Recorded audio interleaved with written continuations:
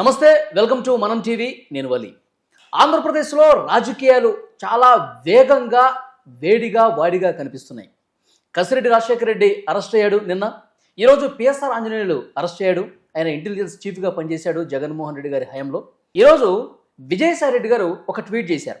Liquor స్కామ్కి సంబంధించి సగం బట్టలు ఊడదీశారు, మిగతా సగం బట్టలు ఊడదీసేందుకు నా వంతు సహకారం అందిస్తా అని. సో ఈ పరిణామాల మీద మనం కొంత లోతుగా విశ్లేషించే ప్రయత్నం చేద్దాం. ప్రస్తుతం నాతో పాటు అనలిస్ట్ కట్టా కార్తిక్ ఉన్నారు, వారితో మాట్లాడదాం. కార్తిక్ గారు నమస్తే అండి. నమస్తే వాలి. కార్తిక్ గారు, ఈ పరిణామాలు చూస్తూ ఉన్నాం. ఎలాంటి పరిస్థితులు కనిపిస్తున్నాయో ఆంధ్రప్రదేశ్లో గతంలో ఎంత దారుణంగా జరిగింది, ప్రస్తుత పరిణామాలు అద్దం పడుతూ ఉన్నాయి. 2 అరెస్టులు వేగంగా జరిగినాయి. విజయసాయి రెడ్డి ట్వీట్ కూడా మీరు చూసే ఉంటారు. ఏమనిపిస్తుంది? ఇప్పుడు ఆంధ్రప్రదేశ్ రాజకీయాలు చాలా వాడిగా వేడిగా కనిపిస్తూ ఉన్నాయి.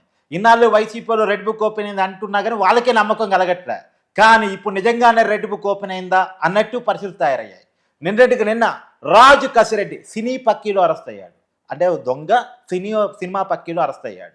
సరే, ఇది పక్కన పెడితే తెల్లారేసరికి మరో అరెస్ట్ కనపడింది. పిఎస్ఆర్ ఆంజనేయులు పోలీస్ అరెస్ట్ అయ్యాడు. నిన్న దొంగ, ఇవాళ పోలీసు. ఈ రెండు పక్కన పెడితే విజయసాయి రెడ్డి అంటే గరానా దొంగ అంటారు కదా, గది దొంగ పక్కన ఉండే గరానా దొంగ. A1 జగన్మోహన్ రెడ్డి గారు, A2 విజయసాయి రెడ్డి గారు 20 సిబిఐ ఈడీ కేసుల్లో ఇలా విజయసాయి రెడ్డి ఒక సంచలన ట్వీట్ పెట్టారు. నేను నోరు తెరిస్తే ఈ దొంగల మొత్తం గుట్టు విప్పేస్తా, బట్టలు విప్పేస్తా. మన జగన్మోహన్ రెడ్డి గారు అన్నారు కదా, పోలీసులు బట్టలు విప్పుతారని చెప్పేసి. సరే, పోలీసులు బట్టలు జగన్మోహన్ రెడ్డి గారు విప్పగలరో లేదో నాకు తెలియదు, కానీ జగన్మోహన్ రెడ్డి గారి బట్టలు విజయసాయి రెడ్డి గారు విప్పటానికి రెడీ అయినట్టు పరిస్థితి కనపడుతున్నాయి. లిక్కర్ విషయంలో నేను గనక నోరు విప్పానంటే మీ బండారాలన్నీ బయటకు వస్తాయని సాక్షాత్తు A1 గురించి A2 చెప్తా ఉన్నాడు.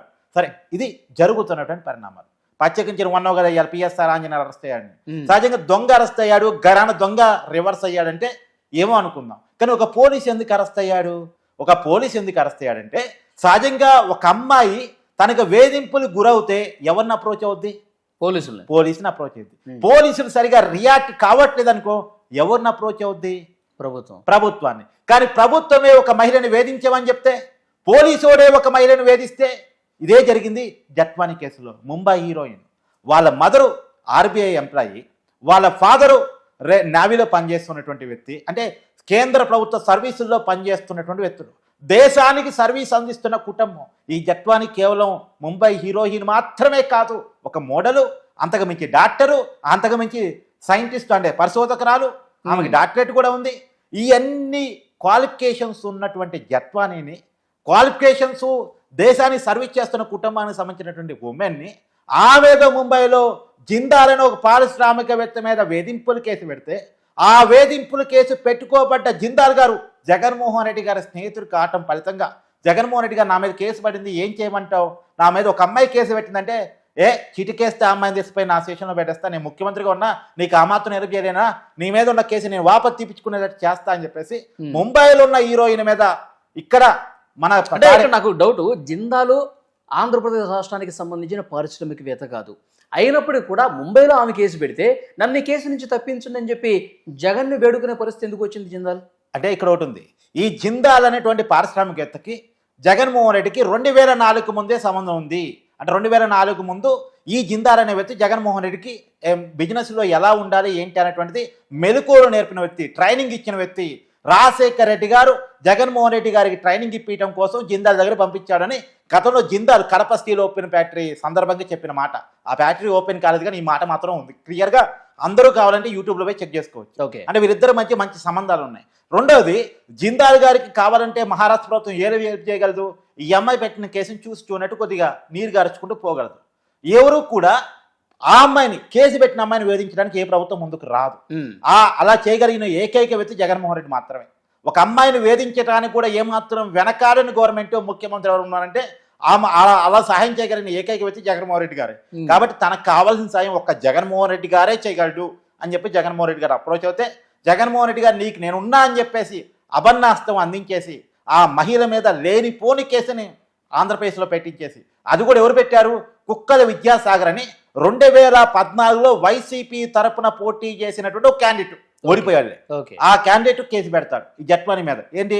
నా భూమిని అక్రమంగా లాక్కుంది, నా భూమిని వేరే వాళ్ళకి అమ్మాలని చూదవైంది, నాకు తెలియకుండానని చెప్పేసి కేసు పెడతాడు. అయితే విచిత్రం ఏంటంటే, సహజంగా జరిగే పరిణామం కేసు పెట్టిన తర్వాత నిందితుడిని అరెస్ట్ చేయడానికి పోలీసులు పోతారు. కానీ ఇక్కడ జరిగింది ఏంటంటే ఫిబ్రవరి 5వ తారీఖు కుక్కల విద్యాసాగర్ కేసు పెడతారు. కానీ ఫిబ్రవరి 4వ తారీఖే పోలీసులు ముంబై పోవడానికి ఫ్లైట్ టికెట్ బుక్ చేసుకుంటారు. అంటే ముందే కలగన్నారా రేపు మన స్టేషన్కి కూడా వస్తాడు, వాడు ఒక వైసీపీ నాయకుడు, ఒక అమ్మాయి మీద కేసు పెడతారు, ఆ అమ్మాయిని మనం పట్టుకొని రావాలి, అందుకని ముంబై టికెట్ బుక్ చేసుకోవాలని చెప్పేసి ముందు రోజే కలగని టికెట్ బుక్ చేసుకున్నారా? కేసు పెట్టిన తర్వాతే దిక్కు లేదు నీకు నాకు. అంటే ప్రకారం అంతా జరిగినట్టు క్లియర్ కనిపిస్తుంది. ఎస్, ఒక సామాన్యుడు కేసు పెడితే వారం రోజులు కూడా పోలీసు స్పందించరు, కానీ కేసు పెట్టక ముందే ముంబై టికెట్ బుక్ చేసుకున్నారు. ఆ ఫిబ్రవరి 5వ తారీఖు తెల్లారుజామున 7:30 గంటలకు కుక్కల విద్యాసాగర్ కేసు పెడితే 11:30కి పోలీసులు విజయవాడలోనే ఉంటారు. అంటే స్క్రిప్ట్ ప్రకారం జరిగిందని అర్థం కావట్లేదా? ఓకే, సరే ఆ రోజు ఆ అమ్మాయిని అరెస్ట్ చేసి తీసుకొచ్చి అరెస్ట్ చేసే క్రమంలో కూడా అంటే టికెట్లు బుక్ చేసుకుని ముంబై ఎవరు పోయారు? ఐపీఎస్ ఆఫీసర్లు, పోలీస్ అధికారులు, ఐపీఎస్ స్థాయి అధికారులు ఆమెని ముంబై తీసుకెళ్లి వాళ్ళని వాళ్ళ పేరెంట్స్ అందరిని కూడా అరెస్ట్ చేసి తీసుకొచ్చారంటే ఈ కూటమి ప్రభుత్వం వచ్చిన తర్వాత మనం చూసాం ఐపీఎస్ ఆఫీసర్లు సస్పెన్షన్ గురయ్యారు. కాంతిరామ్ టాటా కావచ్చు, విశాల్ గున్ని కావచ్చు, పిఎస్ఆర్ ఆంజనేయులు, ఈ కేసులోనే కదా వాళ్ళు సస్పెండ్ అయింది. విషయం ఏంటంటే మరి వాస్తవానికి సామాన్యుడు కేసు పెడితే కానిస్టేబుల్ కూడా స్పందించాడు. కానీ ఇక్కడ కేసు పెట్టించింది ఎవరు? సాక్షాత్తు జగన్మోహన్ రెడ్డి గారు, కేసును పర్యవేక్షించింది సజ్జల రామకృష్ణారెడ్డి గారు. సో ప్రభుత్వం డైరెక్షన్లో ఉన్న కేసు పెట్టబడింది కాబట్టి ఏకంగా పోలీస్ ఆఫీసర్లు పోయారు. ఇప్పుడు నువ్వు అన్నట్టు 3 పోలీస్ ఆఫీసర్లు ఈ కేసులు సస్పెండ్ అయ్యారు. అంటే భారతదేశ చరిత్రలోనే తొలిసారి 3 ఐపీఎస్ ఆఫీసర్లు ఒకే కేసులో సస్పెండ్ కావటం ఇది సంఖ్యను ఒక రకంగా చెప్పాలి. ఓకే, ఇంతవరకు ఈ దేశ చరిత్రలో లేదు. జగన్మోహన్ రెడ్డి గారితో ఎవరు సావాసం చేసినా సరే వాళ్ళు సస్పెన్షన్ కన్నా గురి కావాలి, జైలు జీవితానన్నా చూడాల్సిందే. అది గతంలో ఐఏఎస్ శ్రీలక్ష్మి కావచ్చు, తర్వాత ఇంకొక ఐఏఎస్ బిపి ఆచార్య కావచ్చు, ఇప్పుడు ఈ 3 ఐపీఎస్ ఆఫీసర్లు కావచ్చు, తర్వాత ఈ రఘురామకృష్ణరాజు కేసులో పోలీస్ ఆఫీసర్లు అనేక మంది జైలు జీవితాన్ని చూస్తున్నారు కదా. సో ఇవన్నీ మనం చూస్తా ఉన్నాం. అంటే జగన్మోహన్ రెడ్డి గారితో ఎవరైతే సావాసం పడతారో, అంటే దొంగలతో సావాసం ఎవరు చేసినా సరే వాళ్ళకి దొంగతనాలతో లింక్ ఉందని కారణం చేత జైలు జీవితాన్ని చూడాలి కదా. ఇప్పుడు జగన్మోహన్ రెడ్డి గారితో సావాసం చేసిన వాళ్ళు ఇప్పుడు కాదు ఎప్పుడైనా సరే జైలు జీవితాన్ని చూడాల్సిందే. అందుకనే చాలా జాగ్రత్తగా ఉండు దొంగలతో సావాసం. అంటే ఇప్పుడు పిఎస్ఆర్ ఆంజనేయుల్ని ముంబై నటి కేసులో అరెస్ట్ చేశారు. ఇప్పుడు పీటీ వారెంట్ మీద RRR కేసులో కూడా ఆయన కస్టడీకి తీసుకుని విచారించే అవకాశం ఉంది. ఖచ్చితంగా ఒక కేసులో అరెస్ట్ చేసిన తర్వాత అతని మీద ఉన్న అన్ని కేసుల్ని కూడా తిరగదోడే అవకాశం ఉంటుంది. ప్రతి కేసులో కూడా విచారించే అవకాశం ఉంటుంది. ప్రతి కేసులో కూడా జైలు జీవితాన్ని అనుభవించాల్సిన పరిస్థితిలో ఉంటుంది. రెండోది ఈ ముంబై హీరోయిన్ కేసులో అయితే రఘురామకృష్ణరాజు గారి కేసు అది సపరేట్గా నేను మళ్ళీ చెప్తాను. ఈ పర్టికులర్ కేసులో ఈ అమ్మాయిని మామూలుగా కోర్టు రిమాండ్ విధించిన తర్వాత ఎక్కడికి పంపించాలి? జైలుకి పంపించాలి. జైల్లో కాకుండా గెస్ట్ హౌస్లో బంధించి వేధించారు. ఈ అమ్మాయిని మాత్రమే కాదు, ఈ అమ్మాయి పేరెంట్స్ని కూడా తీసుకొచ్చి వేధించారు. ఆ ముంబైలో ఉన్న కేసును వాపసు తీసుకుంటే కానీ నీ మీద పెట్టిన కేసును వాపసు మేము తీసుకోమని చెప్పేసి పోలీసులు వేధించిన తీరు నిజంగా అవమానకరం, అభ్యంతరకరం. తెలుగు వాడికి వంట కూడల బుద్ధి. తెలుగు నేల మీద ఒక అమ్మాయిని ఇలా వేధించారంటే తెలుగు వాళ్ళగా మనం బాధపడాల్సిన పరిస్థితి క్లియర్గా ఉంది. వారి ఇక్కడ చాలా క్లియర్గా చెప్తున్నాను. ఇంకోటి రఘురామకృష్ణరాజు గారి కేసును ఇందాక ఉచ్చరించావు. రఘురామకృష్ణరాజు గారిని హైదరాబాద్ లో ఆయన బర్త్డే వేడుకలు జరుపుకుంటే అరెస్ట్ చేశారు. అరెస్టు అనరు, దాన్ని కిడ్నాప్ అంటారు. ఎందుకంటే అరెస్ట్ చేయడానికి ఒక ప్రొసీజర్ ఉంటుంది.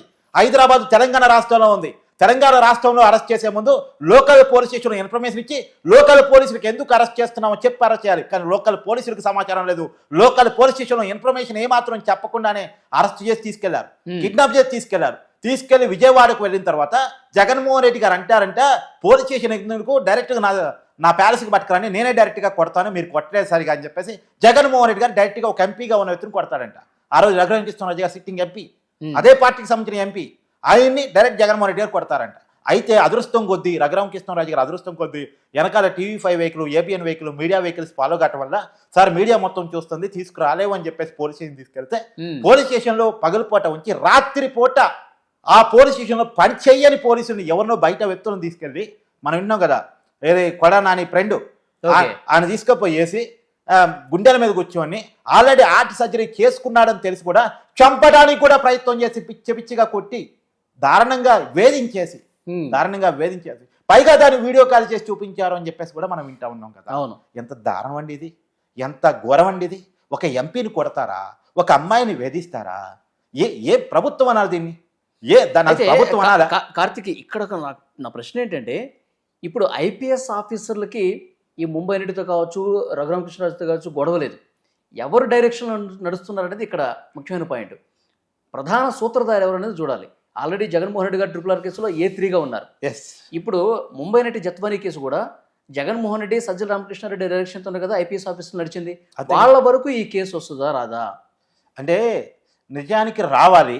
ఎందుకో దురదృష్టం కొద్దీ ఇంకా వాళ్ళ దాకా రాకుండా మధ్య మధ్యలోనే ఆగిపోతూ ఉన్నాయి. ఇప్పుడు ఈ లిక్కర్ కేసు అనేటువంటిది చాలా ప్రధానమైన కేసు. రాజకేశ్వర రెడ్డి అరెస్ట్ అయ్యాడు. దాంట్లో అన్ని బెనిఫిట్స్ జగన్మోహన్ రెడ్డి గారు తెలిసే జరుగుంటే ప్రభుత్వం ఆయనది కాబట్టి ఖచ్చితంగా ఈ కేసు అయినా జగన్మోహన్ రెడ్డి గారికి రావాలి. ఈ పర్టికులర్ కేసు లిక్కర్ కేసు అయితే ఎంత దారుణం అంటే అది విజయసాయి రెడ్డి ఓపెన్గా చెప్పేస్తాడు. నా ఇంట్లో నేను, మిథున్ రెడ్డి, ఇంకొంతమంది కలిసి రాజకేశ్వర రెడ్డి వీళ్ళంతా కలిసి కూర్చొని మద్యం పాలసీని డిసైడ్ చేసామంటారు.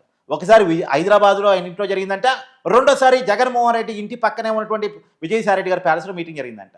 ఇక్కడ ఎక్సైజ్ శాఖ మంత్రిగా ఉన్నటువంటి ఆంధ్రప్రదేశ్ డిప్యూటీ సీఎం అప్పుడు జగన్మోహన్ రెడ్డి హయాంలో నారాయణ స్వామి ఎక్కడికి పోయాడు? ఆయన ఎక్సైజ్ శాఖ మంత్రి కదా, ఆంధ్రప్రదేశ్ డిప్యూటీ సీఎం కదా, ఆయన ఉండాలి కదా మద్యం పాలసీ మీటింగ్లో. అసలు మద్యం పాలసీ మీటింగ్లో ఎవరు ఉంటారు? ఎక్సైజ్ శాఖ మంత్రి ఉంటాడు, ఎక్సైజ్ శాఖ కమిషనర్ ఉంటాడు, ముఖ్యమంత్రి ఉండొచ్చు, క్యాబినెట్ సహచరులు ఉండొచ్చు. కానీ ఈ క్యాబినెట్ కాదు. ఎవరు? విజయసాయి రెడ్డి ఒక ఎంపీ, కేంద్రంలో ఢిల్లీలో ఉండాలి. కానీ మిథున్ రెడ్డి ఎవరు? ఎంపీ, ఎక్కడ ఉండాలి? ఢిల్లీలో ఉండాలి. ఎవరు? రాజకేశ్వర రెడ్డి ఐటీ సలహాదారు, ఐటీ శాఖలో ఉండాలి. ఈ ముగ్గురు మద్యం పాలసీని డిసైడ్ చేయడం ఏంటి? అసలు వీళ్ళకి ఏమవుతుందని మద్యం పాలసీని డిసైడ్ చేస్తారు? వీళ్ళెవరు అసలు మద్యం పాలసీని డిసైడ్ చేయడానికి? అంటే ఒక దళితుడైనటువంటి మంత్రిని అతని శాఖలోకి వీళ్ళు ఇన్వాల్వ్ అయ్యి అతన్ని పక్కకు నెట్టేసి నీకేం సంబంధం లేదు, నువ్వు పక్క పోయి ఆడుకో అని చెప్పేసి వీళ్ళు చేశారు అంటే ఎంత దారుణం అబ్బా ఇది, ఎంత మోసం ఇది. ఈ కోటరీలో ఉన్న వ్యక్తులే దాచుకునే దాంట్లో జగన్మోహన్ రెడ్డి ఇచ్చిన టాస్క్, మిగతా వాళ్ళకి ఎలాంటి సంబంధం లేదు. అంటే దళితుడికి జరిగిన అవమానంగా మనం భావించాలి. ఒక దళితుల శాఖలో వీళ్ళు దూరి వీళ్ళ పాలసీ డిసైడ్ చేయటం ఏంటి? ఇది ఖచ్చితంగా అవమానంగా భావించాలి. సరే ఇది పక్కన పెట్టేస్తే, సరే ఇదంతా పోనీ అబ్బా, ఇది కూడా పోనీ, ఇవన్నీ అరాచకాలు పక్క పోనీ. ఇవాళ మనం వింటున్న బ్రాండ్లు జగన్మోహన్ రెడ్డి అయ్యాలో బొమ్మకు ఓనర్ ఎవడు? పవర్ స్టార్కి ఓనర్ ఎవడు? 3 క్యాపిటల్స్కి ఓనర్ ఎవడు? ఈ మద్యం బాటిల్స్కి ఓనర్ ఎవడు? ఎక్కడ క్రియేట్ చేయబడ్డాయి? ఎవడు తయారు చేసిండు? ఎవడు తయారు చేసిన వీటిని? ఇది తేలాలి. పచ్చి ఆల్కహాల్ని దాపించారు కదా జనం నోటితోటి. విపరీతమైన విష పురుగుల మందు దాపించారు కదా జనం నోటితోటి. జనాలకి ఇలా అనేక రోగాలు రావటానికి, అనేక మంది జనం చనిపోవటానికి, వాళ్ళ అవయవాలు పాడు కావటానికి ఇవాళ ఈ మందు కదా. మళ్ళీ ఎక్కువ రేటు పెట్టి, మళ్ళీ నేషనల్ ఇంటర్నేషనల్ బ్రాండ్స్ కూడా లేదు ఆ రేటు, ఎక్కువ రేట్లు పెట్టి ఈ విషయాన్ని ప్రజల చేత స్థాపించేసి ఏ రకంగా డబ్బులు దొబ్బేశారు, ఏ రకంగా దేశాన్ని దాటించారు. ఇవాళ రావు స్టేక్ ఇస్తుంది ఎవరాలి అని గత వైసీపీ ఎంపీ, ఇప్పుడు కూటమి ఎంపీ పార్లమెంట్ సాక్షిగా లోక్సభలో చెప్తాడు. లేదా బయట మీడియా కెమెరా ముందు కాదు, 4,000 కోట్ల రూపాయల దేశాన్ని దాటించారని చెప్పేసి. దుబాయ్కు 2,000 కోట్లట, ఆఫ్రికాకు 1,000 కోట్లట, ఇతర దేశాలకు 1,000 కోట్లంట. 4,000 కోట్ల రూపాయల దేశాన్ని దాటించారంట. ఈ క్లియర్గా డాక్యుమెంటెడ్ ఎవిడెన్స్ని అమిత్ షా గారి కేంద్ర హోంశాఖ మంత్రికి ఇచ్చారు. మరి ఈడీ ఎక్కడుందో నాకు తెలియట్లేదు. ఏం జరుగుతుంది ఏంటి? దీన్ని ఏమన్నారు? ఓకే చూద్దాం. భవిష్యత్తులో ఈడీ ఎంటర్ అయ్యే అవకాశం కనిపించాలి. డెఫినెట్గా ఆ రకంగా చర్యలు ఉంటాయని ఆశిద్దాం. ఇప్పుడు కసిరెడ్డిని అరెస్ట్ చేశారు, అలాగే ముంబై నటి కేసులో పిఎస్ రాంజనేయులను కూడా అరెస్ట్ చేశారు. సో ఇంకా ఇన్వెస్టిగేషన్లో కస్టడీకి తీసుకుని విచారించే క్రమంలో మరిన్ని వాస్తవాలు కూడా త్వరలో బయటకు వస్తాయి. మళ్ళీ ఒకసారి మనం మాట్లాడదాం. Thank you very much kata Karthik. Thank you.